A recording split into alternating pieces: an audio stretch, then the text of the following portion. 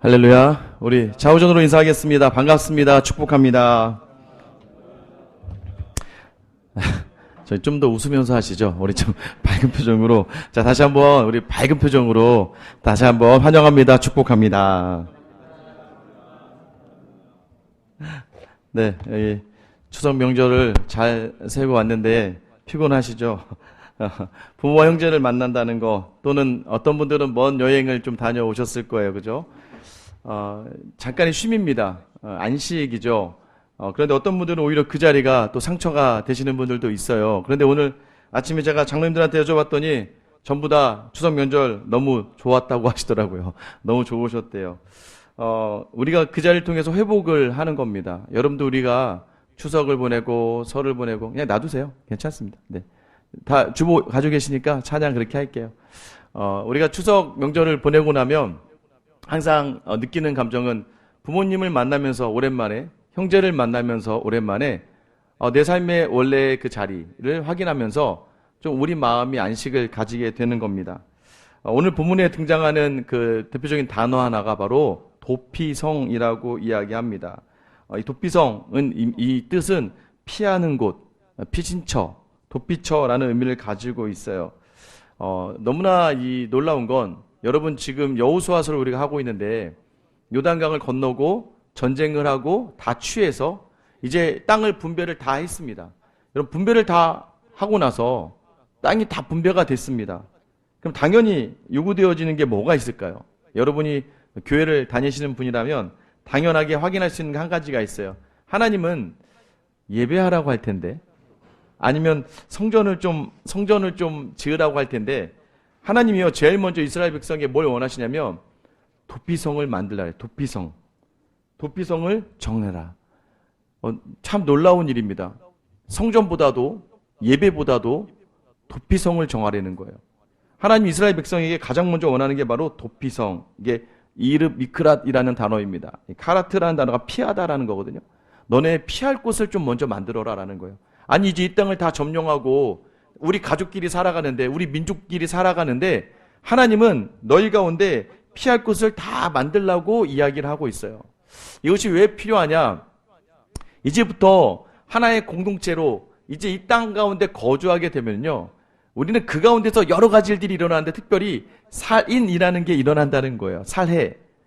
여러분 유대인 율법 알고 계십니까? 유대인의 기본적인 율법은 눈에는 눈, 이에는 이.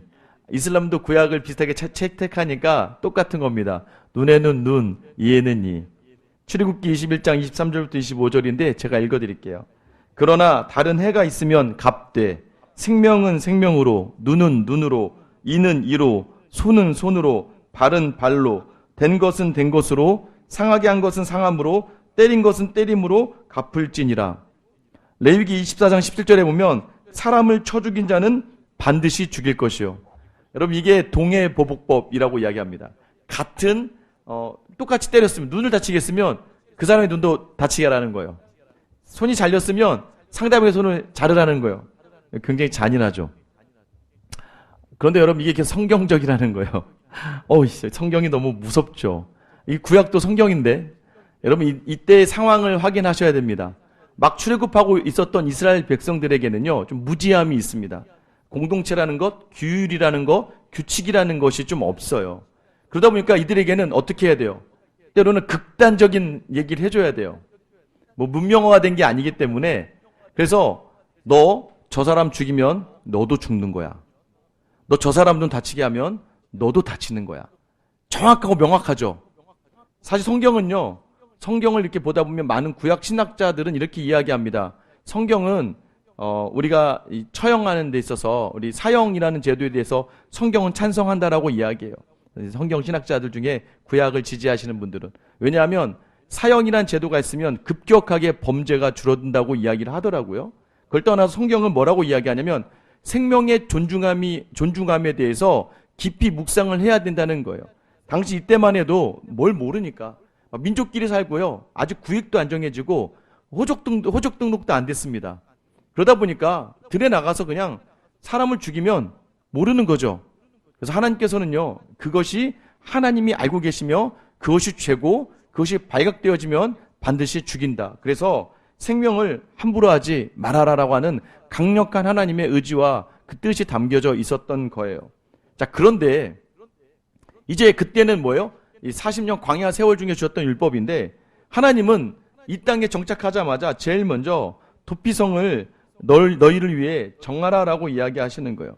왜냐하면 여러분이 가지고 있는 주보 3절에 보면 부지 중에 실수로 사람을 죽인 자를 그리로 도망하게 하라. 부지중이 뭐예요? 모르고 실수로 일부러 그런 게 아니라 실수로 나도 모르는 사이에 사람을 죽였다. 그 사람들을 어떻게 해야 된다? 그 사람들이 피할 곳을 만들어 주라는 거예요. 자, 여기 있다 보니까 별걸 다 찾아봐요. 과실치사는요 2년 이하의 금고와 700만 원 이하의 벌금이래요. 자, 이거 보면 성경이 좀 더 이거 우리나라도 법이 좀 더 모르고 실수로 죽였을 때는 여러분 그 자를 피할 길을 줘야 된다는 걸 이야기하는 거예요. 근데 여러분 오늘 도피성을 통해서 우리가 조금 더 우리가 살아가는 자리에 어떻게 적용해야 될까 한번 생각해 보려고 합니다. 도피성, 실수로 사람을 죽인 자들. 여러분 그게 누구냐? 첫 번째 우리라는 거예요.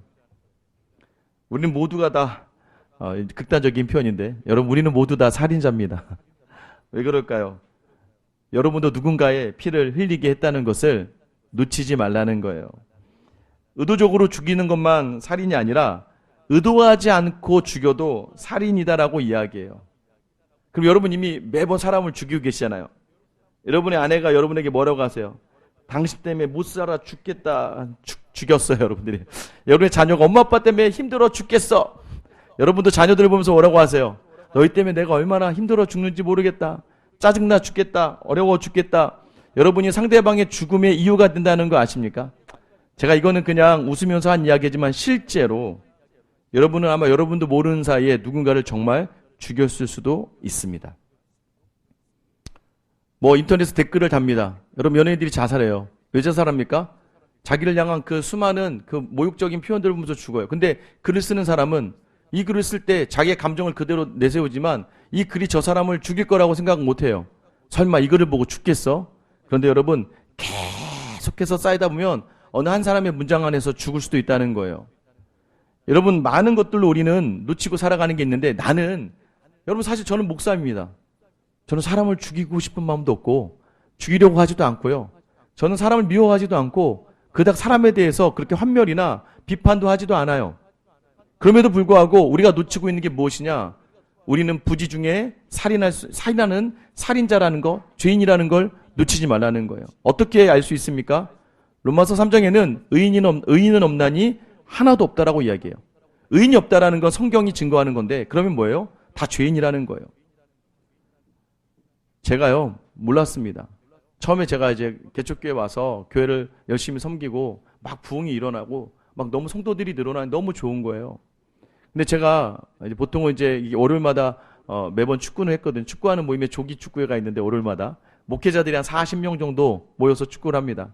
대부분이 개척교회고 작은 교회 목사님들이 많이 있어요. 작은 교회를 사역하고 막 혼자서 다 모든 사역을 하다 보니까 힘드니까 유일하게 스트레스를 풀고 같이 뛰어놀고 이야기할 수 있는 자리인 거예요. 자연스럽게 가서 저는 매주마다 저희 교회에 부어주신 은혜를 막 이야기합니다. 막 이야기를 하고 어제는 어떤 세 가족이 왔는데 너무 감사했다. 코로나 중인데도 저번에 어떤 성도 가정이 잘 돼서 정말 교회에 많은 유익이 되었고 저희 성도들이 지금 열심히 합심해서 이런 일들이 일어나고 있습니다 하면서 교회에 좋은 이야기들 막 했는데요. 한참 하다가 한 1년 정도 지났을 때 어떤 목사님이 저한테 와서 제 손을 붙잡고 그러더라고요. 목사님 좀 그만 얘기하세요. 저는 실패자 같아요. 목사님 보면서 저도 노력하고 애쓰고 새벽부터 일어나서 눈물로 기도하고 한 성도 한 소를 찾아가는데 목사님 이야기를 들을 때마다 제가 너무 힘들어요. 왜 하나님이 저에게는 그 은혜를 주시지 않는지. 목사님이 어떤 의도로 이야기하는지는 알겠는데 목사님이 하나하나 교회의 자랑을 이야기할 때마다 본인에게 너무나 큰 상처가 된다는 거예요. 아직은 자기가 그걸 감당할 수 없다는 거예요. 그 이후에 제가 그분에게 정말 정중하게 사과를 하고 목사님 정말 죄송합니다. 자기는 목회를 포기하려고까지 했대요. 물론 저 때문은 아니지만 자꾸 비교되고 자꾸 자기의 목회는 실패한 것 같고 하니까 저는 그저 은혜를 나누려고 했던 것 뿐이지만 제가 여러분 의도가 그분을 제가 죽이려고 했던 의도가 있었을까요? 그분을 모욕하려고 하는 의도가 있었을까요? 아니에요, 여러분. 그냥 제게 주신 은혜를 나눴을 뿐인데도 그것 또한 부지 중에 알지 못하는 사이에 그분을 철저하게 어렵고 힘들고 낙심하게 했다는 거예요. 여러분이 살아가면서요, 우리도 모르게 그럴 때가 너무나 많습니다. 여러분 중에 누군가가 와, 나 이번 사건 와 완전히 이거 이기지 못할 건 이겼어요 라고 외쳤을 때에 어느 누군가는 그 기쁜 소식 속에서 절망하고 좌절할 수도 있다는 거예요. 그럼 누가 잘못일까요? 이걸 하기에는 여러분 우리는 살아가면서 이런 자리들을 너무나 이런 자리에 있다는 거예요. 때로는 우리도 모르게 우리는 기쁨을 했어도 또 때로는 우리가 누군가를 배려하려고 했던 자리마저도 누군가에겐 큰 상처가 되고 아픔이 되고 죽을 것 같은 거예요. 요즘에는 저희 교회에 제가 모든 걸 허용합니다. 근데 처음에는요, 교회가 작았을 때는요, 몇몇 분들이 처음 오시는 분들이 은혜가 되니까 목사님 이번 주 식사는 제가 내겠습니다. 뭐 내봐야 얼마 안 되죠 그때는. 근데 제가 그럴 때마다 항상 말씀드렸어요. 하지 마세요. 목사님 제가 강대상은 제가 바꿔드릴게요. 하지 마세요. 왜 그렇습니까? 여러분 하고 싶어도 못하는 성도들이 있어요. 아직은 교회가 작다 보니까 눈에 너무 띄어요. 교회가 좀 많아지면, 성도가 많아지면 어떤 분이 강대상 했습니다 하면 그냥 아멘 하고 이렇게 할 수 있지만 다 옆에 성도가 누군지 알고 그 강대상 누가 했는지 다 알거든요. 그러면 장로님으로 서 계신 분과 권사님으로 계신 분과 교회에 애정을 가지고 사랑을 가지신 분은요, 자신이 못한 것에 대해서 굉장히 힘들어하고 어려워하시거든요. 여러분 아셔야 됩니다. 우리는요, 부지 중에 누군가를 죽이는 사람이라는 것을 놓치지 마셔야 돼요. 의인이라고요? 깨끗하다고요? 여러분 때로는 침묵이 누군가에게 큰 아픔과 고통이 될 때도 있다는 거예요. 오늘 성경은 이야기합니다. 부지 중에 사람을 죽인 자, 여러분 우리 모두가 다 그 자리에 있다는 것을 놓치지 마셔야 됩니다. 입으로 아무리 할렐루야를 외쳐도요, 여러분 누군가는 그 모습을 보면서 무너지고 낭망하게 되는 거예요. 어떤 목사님이 함께 모인 자리에서 이런 얘기했어요. 저희도 다 모였는 데서 아유 큰 교회 담임하지 말래요. 작은 교회가 훨씬 편하대. 그 자리에서 엄청 욕을 먹었습니다. 뭔 힘들겠죠. 왜냐면 큰 교회 하다 보니까 뭘 일하려고 하다 보면 정통적인 교회니까 장로님들부터 성도님들까지 익숙하던 것에서 뭔가 새로운 것을 하니까 막 힘들고 버겁고 막 저항이 일어나니까 뭘 하려고도 못하고 지치고 어렵겠죠. 근데 자기네가 제일 힘든 거예요. 그러다 와서 지금 막 매주마다 어떻게 헌금이 되네 안 되네, 교회 운영이 되네 마네, 성도가 10명이네 5명이네 하는 교회 앞에서 큰 교회 하지 말라고, 너무 힘들다고, 차라리 작은 교회가 낫다고. 여러분 그 말에 누군가는 죽어나가는 거예요. 여러분 기억하시기 바랍니다. 우리는 모두가 죄인이다. 우리는 모두가 우리가 의도하지 않아도 누군가에게 상처 줄 수 있다. 여러분 어떻게 할 수 있어요? 여러분이 그렇게 상처 받아봤잖아요. 여러분 친구에 의해서, 동료에 의해서, 여러분의 친척과 가족에 의해서. 가족들이 모인 자리인데 추석에 남동생이 여동생이 사업이 잘 된대요. 여러분 상처 받아요 안 받아요? 받아요. 이 동생네 누나네 또 여동생네 아이가 서울대 갔대요. 이번에 뭐 전국 1등이래요. 그냥 은혜를 이야기할 뿐인데 우리는 상처 받잖아요. 그 사람이 상처 주려고 하지 않았지만 우리는 상처받고 오거든요. 여러분 그래서 우리도 누군가에게 상처 주는 사람이라는 걸 놓치지 마셔야 돼요. 부부간의 관계에서 항상 상처받지 않아요. 여러분 항상 상처 주지 않아요. 여러분 기억하셔야 됩니다. 우리가 부지 중에 누군가를 죽이는 살인자다. 여러분 그걸 놓치면요 교만해집니다. 그걸 놓치면요 의인인 자 착각하다가 바리새인과 같이 되고 말아요. 그 사람의 기도를 하나님이 받지 않으십니다. 그래서 우리는 어떻게 해야 됩니까? 거기서 숨기지 말고 도망가고 달려가야 됩니다. 어디로요? 도피성으로 가야 됩니다. 오늘 본문의 도피성 혹시 PPT 아직 안 되죠? 네, 혹시 인터넷으로 보시면 도피성이 있습니다. 그림을 다 하나 준비했었는데 그게 안 되네요. 역시 좀 뭐 하려 하면 또 안 되는데 이 또한 은혜 아니겠습니까? 사실 제가 오늘 제 사진을 준비했는데 이걸 올릴까 말까 하다가 고민했는데 주님이 프로젝트를 꺼버리셨습니다. 올리지 말라고. 이것도 은혜예요. 너 자랑하지 마라, 또 괜히 자랑하고 끝난다 이럴까 봐. 지도를 보면 이 도피성이 6개가 있는데요. 각 지파에 다 하나씩 있습니다. 그러니까 2지파에 하나씩 있는데 이 도피성의 특징이 뭐냐면 모두가 반나절 이내에 들어갈 수 있어요. 여러분 왜 이게 중요하냐면 여러분 이제 고엘 하담이라고 해서 피해 부복자가 있습니다. 뭐냐면 제가 이렇게 돌을 이렇게 던지다가 모르고 장난치다 던졌는데 지나가던 여러분의 형제나 아버지가 맞아 죽었어요. 나는 그렇게 하려고 던진 게 아니라 그냥 아유 하고 던졌는데 누가 맞아서 죽은 거예요. 그러면 여러분 형제나 가족 중에는요 고엘 이게 이제 상속 혹은 이제 보복자거든요. 뭐냐면 우리 아버지를 죽였기 때문에 아까 뭐예요? 생명으로잖아요. 그러니까 이 자녀와 가족에게는 돌을 던진 그 사람을 죽일 수 있는 권한이 생겨요. 왜냐면 우리 아버지와 우리 형제를 죽였기 때문에. 그럼 그 사람은 그게 책임입니다. 책임이 있어요. 그래서 이것을 갚아야 돼요. 그 사람은 그 돌 던진 사람을 찾아서 죽여야 돼요. 그런데 이 돌 던진 사람은 내가 의도로 해서 던진 게 아니잖아요. 부지 중에 던지고 사람이 죽을 줄 몰랐잖아요. 그럼 그 사람이 도망을 가겠죠. 그러면 쫓는 자와 쫓기는 자가 가요. 그럼 이왕이면 이 사람이 부지 중에 죽였기 때문에 가능한 한 반나절 안에 뛰어서 숨을 수 있는 도피성이 있어야 되는 거예요. 그래서 도피성은 모든 지파가 반나절 안에 들어갈 수 있는 거리에 둡니다. 또 하나는 이 도피성은 높은 곳에 둬요. 왜? 잘 보여야 됩니다. 잘 보이는 곳에 두고 또 하나는 뭐냐면 이정표, 길을 닦아놔야 돼요. 이 도피성으로 들어올 수 있는 길을 닦아놓으라고 얘기해요. 또 거기에 이정표를 두게 합니다. 미클라트에서 써놔요. 이곳이 도피성입니다라는 표지판을 두게 됩니다. 또 하나는 항상 열려 있어야 돼요.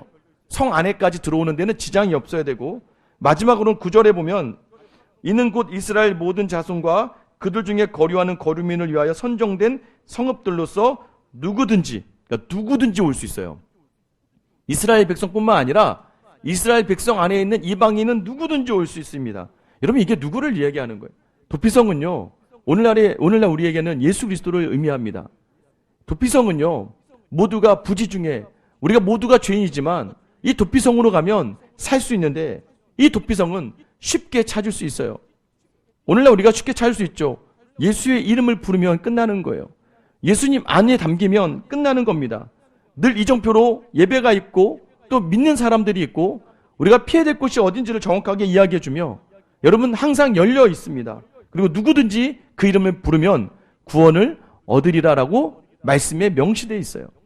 여러분 이 도피성이 되신 예수 그리스도로 향하는 자리, 여러분 우리가 늘 죄인이고 누군가를 죽일 수밖에 없는 살인자라는 것을 기억하면서 우리 자리를 항상 도피성에 두어야 합니다. 그런데 도피성에 두는 방법이 뭔지 아세요? 도피성에 들어가기에 필요한 게 있습니다. 4절 말씀인데요. 이 성읍들 중에 하나에 도피하는 자는 그 성읍에 들어가는 문 어귀에 서서 그 성읍의 장로들의 귀에 자기의 사건을 말할 것이요. 도피성에 들어갈 수 있는 조건이 하나가 뭐냐면 그 어귀에 들어가요. 일단 들어가는 거예요. 성 안에 들어가요. 근데 안으로 더 들어가기 위해선 장로가 이렇게 나와 있습니다. 장로가 나와 있으면 장로의 귀에 대다 대고 자기가 지은 죄를 얘기해야 돼요. 내가 돌을 던졌는데요. 어떤 분이 맞아서 죽었어요. 여러분 이 얘기는 무엇입니까? 죄에 대한 고백이 있어야 그 도피성 안으로 들어갈 수 있다는 걸 얘기하는 거예요. 여러분 우리가 예수 안에 거한다는 건 늘 예수님 앞에서 우리가 어때요? 우리의 죄를 고백하고 우리 안에 왜요? 우리 마음에 또 우리가 예수 안에 거하기에 필요한 게 뭐냐면 죄의 자리는 이 정한 이 희고 깨끗한 주님의 영광의 자리와 함께 할 수 없거든요. 그렇기 때문에 이 죄를 고하면서 그 예수 그리스도 안으로 들어갈 수 있는 거예요. 여러분 우리가 늘 기도할 때 처음 시작할 때 뭐 어떤 예배 순서가 있습니까? 회개라는 그 시간이 항상 예배의 첫 자리에 있어요. 아마 여러분의 교회에도 이런 자리가 있어요. 찬양하고 나서 우리 예배를 위해 기도합시다. 우리 한 주간의 삶을 놓고 회개하며 나아갑시다. 왜냐하면 우리 안에 예수를 담기 위해서입니다. 여러분 도피성에 들어간 자리는 쉬워요. 쉽게 찾을 수 있고 쉽게 들어갈 수 있으나 내가 죄인임을 고백할 때 그 도피성의 문이 열리게 되는 거예요. 사람들은 저마다 다 이렇게 생각합니다. 나는 피해자라고 생각해요. 여러분 그러지 않아요. 또 여러분에게 가한 가해자를 바라보면서 저 사람만 죄인이라고 이야기해요. 여러분 그러지 않습니다. 바람핀 남자들의 특징이 대부분이 뭐라는 줄 아세요? 아내가 자기에게 소홀히 해서, 아내가 꾸미질 않아서. 그게 말이 되는 핑계입니까? 안 되죠. 여러분 그렇다고 해서 이 남자는 죄를 지은 거죠. 불륜을 하거나 바람을 피웠으면 이건 죄예요. 이 죄를 남자도 고백해야 되지만 아내도 마찬가지라는 거예요. 여러분 어떤 관계 속에서 절대적이라는 건 없습니다. 여러분 기억하셔야 돼요. 우리도 죄인일 수 있다는 거, 우리도 죄로 말미암아 이 관계 속에 있다는 것을 놓치지 않아야 합니다. 그리고 도피성에 들어갑니다. 그럼 언제까지 있어야 되냐면 오늘 우리가 읽진 않았지만 6절 말씀에 보면 그 살인자는 회중 앞에 서서 재판을 받기까지 또는 그 당시 대제사장이 죽기까지 그 성읍에 거주하다가 그 후에 그 살인자는 그 성읍 곧 자기가 도망하여 나온 자기 성읍 자기 집으로 돌아갈지니라. 이제 모든 것이 면제돼서 돌아가는 자리는 재판을 해서 정말 죄가 없다 하면 이 사람을 공인해주면 그 고향으로 돌아가서 이제 더 이상 죽음을 당하지 않는 거예요. 또는 이 사람이 아직까지 재판이 잘 제대로 되지 않았어요. 어떤 이유에서인지 모르지만, 그러나 그 당시에 있던, 왜 이런 게 있었는지 모르겠지만 대제사장이 죽으면 다시 모든 것이 복직이 돼서 돌아갈 수 있었어요. 여러분, 이것이 의미하는 바가 더 확신해지죠. 무엇입니까? 여러분, 진짜 도피성이 예수 그리스도라는 거예요. 대제사장이 죽어야만 여러분 복직이 되는 거예요. 여러분, 히브리서 4장에 보면 대제사장 대신 예수 그리스도께서 우리를 위하여 모든 것을 지고 그 죽임을 당하시는 순간에 여러분 우리의 모든 죄가 깨끗게 되는 거예요. 결국 이 도피성은요, 예수님을 의미합니다. 그러면 여러분이 도피성에 거하는 우리는 어떻게 해야 될까요? 도피성이 되어야죠. 예수를 믿는 모든 사람은 이 땅의 작은 예수로 살아가야 합니다. 왜냐하면 우리가 따라가야 될 주인이 예수고 우리 예수님이 우리에게 보여주신 그 놀라운 일이 있었기 때문이에요. 아까 말씀드린 것처럼 피의 부복자의 이름이 뭐라고 했어요? 고엘 하담. 고엘은 구속자, 보복자라는 이름이에요. 그러니까 하담이는 피거든요. 피의 부복자로 서는 거죠. 그러나 여러분, 예수님께서 우리를 위해서 십자가에 달려 죽으시면서 그 피를 흘려주셨습니다. 그럼 이제 우리가 그 피로 말미암아 살았죠? 우리는 뭐가 되는 거예요? 우리가 바로 고엘 하담. 그 피의 구속자, 피의 보복자. 피의 보복이 뭐예요? 보혈의 피를 입은 우리가 이제는 생명을 살리는 그의 구속자, 또 그의 보복자로서 살아가야 되는 거예요. 그게 뭘 얘기하는 겁니까? 이제는 그 피로 살아난 우리는 그 피로 사람을 살려야 되는 자리에 서는 것이 바로 우리에게 원하시는 도피성이라고 이야기하는 거예요. 여러분, 다시 한번 말씀드릴게요. 제가 늘 이야기하는 표현이고 우리가 요셉을 통해서 알 수 있는 건데, 상처받지 않은 가해자는 없습니다. 여러분이 상처 주었던 모든 분들은 그분도 상처를 받았기 때문에 그 자리에 있는 거예요. 여러분, 기억하셔야 돼요. 그 사람의 상처를 바라볼 수 있는 그런 넓은 마음이 여러분에 있게 되기를 예수님의 이름으로 축원합니다. 그때 요셉의 마음처럼 설 수 있는 거예요. 나를 보내신 분은 하나님이십니다. 형들이 나를 팔아서 애굽으로 팔린 줄 알았는데, 형들이 나를 시기해서 보낸 줄 알았는데, 알고 봤던 형들이 문제가 아니라 형들도 아버지에게 차별받았던 아들일 뿐이고, 내가 채색 옷을 입고 자랑하는 모습 속에서 상처받고 죽어갔던 형제들이었었던 거고, 결국 내가 애굽에 오게 된 것은 당신들이 아니라 하나님이다. 이게 바로 상처를 입었으나 치유자로 살아갈 수 있는 하나님의 사람의 고백입니다. 왜냐? 상처 입은 치유자 되신 예수님께서 십자가에 달려 죽으셨지만 그 상처로 끝나지 않으시고 우리를 용서하셨기 때문에 우리가 그 상처를 입었지만 우리도 예수 그리스도로 말미암아 회복이 되어 나아갈 수 있게 되는 거예요. 여러분, 저는 여러분들이 이 예수님의 마음을 담아서 오늘도 뭐 옆에만 보세요. 다 지금 도망 나온 사람 같잖아요, 지금.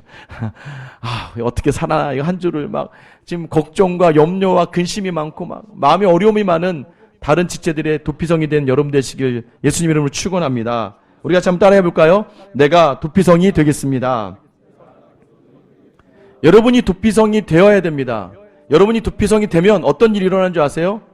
여러분에게 또한 도피성이 생겨납니다. 여러분, 내가 도피성이 돼야 돼요. 왜냐하면 내가 먼저 용서해야 되고 내가 먼저 화해해야 합니다. 왜요? 여러분이 누군가에게 상처받았잖아요? 그거 용서해야 돼요. 상처받지 마세요. 그래야 나 때문에 누군가가 상처받은 사람, 나는 모르겠는데 기억도 안 하는데 나 때문에 힘들어하는 그 사람들도 하나님께서 그 마음에 상처와 아픔을 회복시켜 주시는 거예요. 여러분, 우리가 왜 도피성이 되어야 되냐면 내가 먼저 용서하고 내가 먼저 품어야 나도 모르게 죄를 지어서 누군가를 죽였던 그 자리를 하나님께서 함께 하시며 갚아주시기 때문입니다. 그럼 여러분이 도피성이 되시면 여러분에게 도피성이 또 허락된다는 걸 놓치지 마셔야 돼요. 시간이 좀 갔지만 제가 어제 너무나 큰 은혜예요. 여러분, 은혜 상처받지 마시고. 사진을 준비했는데 사진이 안 나왔어요. 은혜를 나누고 마치기로 하겠습니다. 제가 최 몇 년 사이에 저희 교회 성도들에게 늘 이야기하던 분이 한 분 있습니다. 제가 이렇게 얘기하거든요. 김명주 씨를 만나고 싶습니다. 라고 얘기해요. 김명주 씨를 왜 김명주란 이름을 제 머리에서 놓치지 않고 있냐면 2021년 정도예요. 저희가 그때가 코로나로 인해 굉장히 힘들 때예요. 교회가 굉장히 힘든데 그때 재정적으로 너무 힘들었거든요. 근데 갑자기 헌금이 들어왔는데 적지 않은 금액이 들어왔어요. 근데 이름이 김명주였어요. 그래서 제가 이제 막 수소문을 했죠. 이전에 섬겼던 교회 성도님인가? 아니면 우리 교회 성도 중에 뭐 친척인가 해서 우리 교회 리더방에도 혹시 이분 아세요? 이분 아세요? 막 물어. 왜냐면 감사하다고 표를 해야 되니까. 그런데 못 찾겠는 거예요. 아무도 모르겠다는 거예요. 저희 어머니에게 물어봐도 아무도 모른다는 거예요. 그렇게 2021년부터 계속 올해까지 매달 정확한 날짜에 맞춰서 매달 이분이 적지 않은 금액을 아마 11조인 것 같아요. 그 금액을 계속 헌금을 하시는 거예요. 여러분, 그게 얼마나 저에게는 큰 힘이 되는지 몰라요. 왜냐면 그때 당시만 해도 코로나로 힘들었고 재정을 어떻게 해야 되나 매일 고민할 때 그분의 그 헌금이 저에게는 하나님이 보내주시는 사인으로 느껴졌거든요. 야, 너 잘하고 있어. 힘내. 누군가 이분이 누군지 모르겠지만 하나님 이분을 통해서 나를 위로하시는구나. 매달 또 그분이 헌금하는 그 타이밍이 가장 교회에 돈이 없어요. 여러분 아시죠? 교회 운영하신 회계 쪽은 아실 거예요. 한 달 중에 가장 돈이 없는 그 타이밍이 있어요. 꼭 그때 이분이 헌금을 하시는 거예요. 그래서 제가 몇 번을 찾다가 심지어 설교 중에도 얘기했습니다. 설교 중에요. 여러분 영상으로 나가서 이분이 설교를 들을 것 같아서 혹시 김명주 성도님이 계시면 연락을 부탁드립니다라고 제가 설교 중에 얘기했어요. 근데도 연락이 안 왔어요.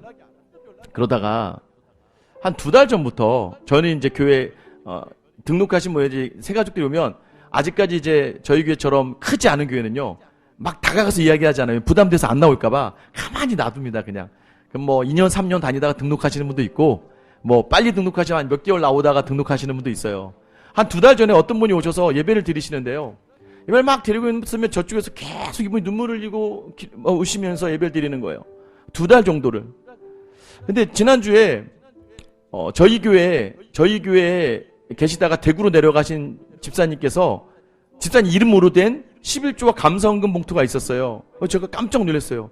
대구에 가셨는데 이분 현금을 하셨나 해서 집사님 올라오셔서 헌금하셨어요 했더니 자기는 안 갔다는 거예요.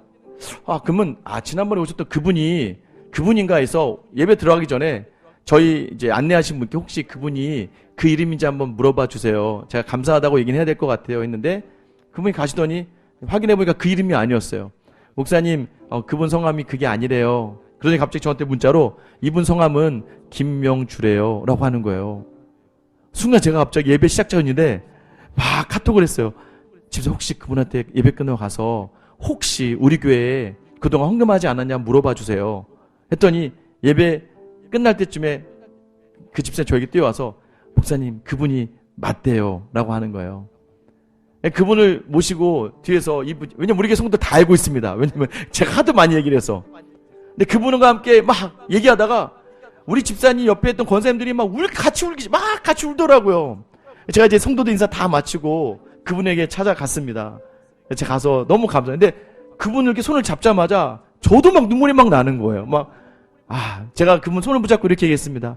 집사님이 저에겐 제가 큰 위로였습니다. 왜냐하면 힘든 그 순간에 집사님이 해주시는 그 헌금이 저에게는 하나님의 사인으로 받아들여졌거든요. 근데 그분도 갑자기 제가 오니까 같이 막 울기 시작하시는 거예요. 울면서 그분이 저한테 얘기하셨어요. 사실 자기가 저희 교회 가까이 있더라고요. 높은 아파트에서 저희 교회가 이렇게 보이는 거예요.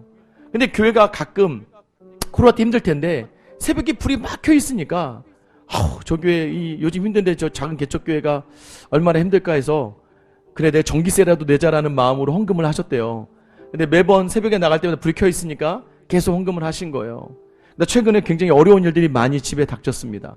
남편이나 또 동생도 아프고 그러다 보니까 갈 곳이 없었는데 마침 가던 교회에 문제가 생겨서 이제 어디를 찾다가 본인이 헌금도 하고 있었고 교회가 자꾸 불 켜져 있으니까 오신 거예요. 2달 전부터. 그럼 저에게 그러시는 거예요. 목사님 제가 2달 동안 예배 드리면서 너무나 큰 위로를 받고 큰 은혜를 받았습니다 라고 이야기하더라고요. 저도 참 감사했습니다. 그분이 저의 도피성이 되어주셨고 또 이제는 그리고 어제 그분이 등록을 하고 가셨어요. 그 사진을 놨는데 또 자랑하지 말라고 주님께서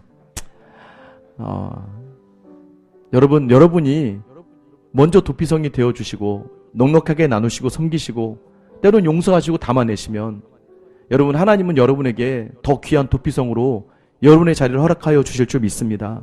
힘드셔도요 오늘 만나는 우리 직원들에게 동료들에게 따뜻한 말과 넉넉한 마음으로 또 어렵고 힘든 지체들에게 그 손길을 내밀어 주셔서 여러분이 따뜻한 도피성이 되어 주시는 것, 우리 로고스가 나아가야 될 귀한 하나님의 사명인 줄 믿습니다. 이 자리에 나아간 여러분 되시길 예수님의 이름으로 축원합니다. 우리 같이 한번